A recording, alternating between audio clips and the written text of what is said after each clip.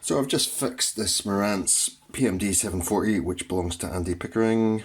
It passed all the basic tests with calibration tapes and so on okay, but sometimes you don't pick up on little niggles unless you make a recording. So what I've knocked out pretty quickly is a cover of the Twin Peaks theme.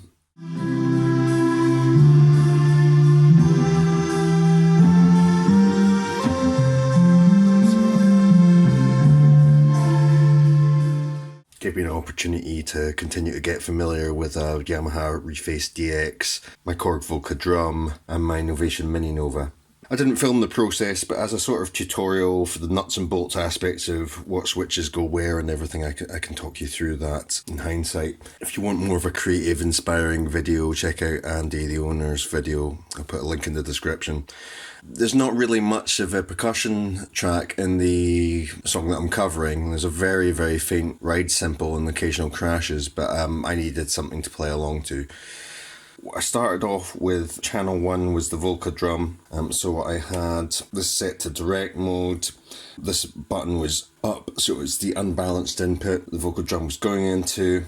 Set my EQ and gain appropriately. When I was monitoring back, then I was using the Q setting for headphone 2. The way it works in this unit is if you have any of these inputs set to microphone with the red tab down here, then that is what you're going to hear coming through the Q output. If I were to set this to direct on channel 1 and turn on the input for channel 1, then I'm going to hear the cassette and the input for channel 1 unless I'm actually recording. So I would have had that up so I could hear the drums. Probably at this point I've got all of these take cue channels down. That's now in safe mode, this is in direct mode, and I'm putting down the first synthesizer track, which was on the Reface DX, which was kind of a bass sound. I guess it was a slapback guitar on the original track, something like that. Moving on to track 3, I'm putting on the melody, which I think is a French horn or a synthesized French horn. So that was going onto track 3. I'd then be monitoring back the drums and the bass on those channels. So I would have mic input turned on channel 3. Again, this button up here is up the way rather than indented so that the 1/4 inch input on track 3 is coming in. And this is the sort of mixture that I would have at this point. Hear that sort of tremolo bass and the horn.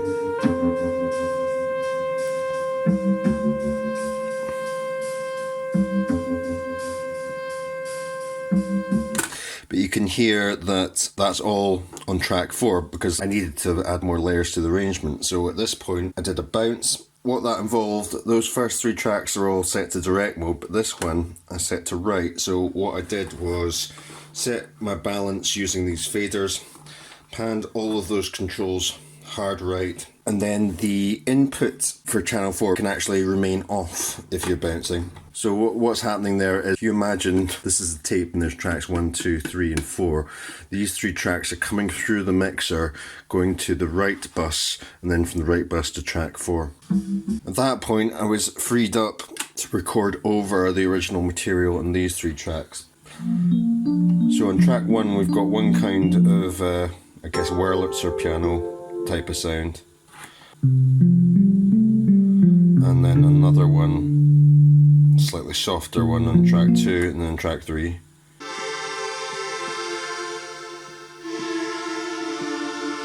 We've got this kind of fake flangey string sound coming from the Mini Nova.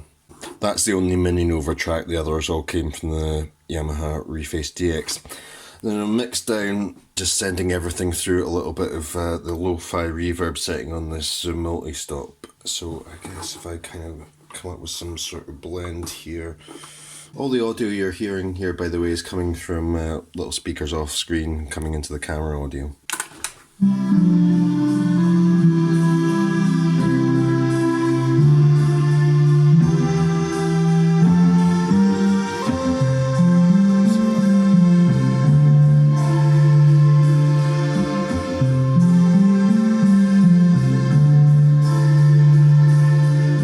I'm gonna make a little capture of this recording using my Zoom recorder out of the line outs before I send this back to Andy. I'll put that video up separately on the channel if you want to hear what the results are like and get some sort of idea of what the Marantz is capable of, though again, I think Andy's content is a better indicator of that because he's putting a lot more care and time into the recordings he's made in this. I've kind of done this off the cuff.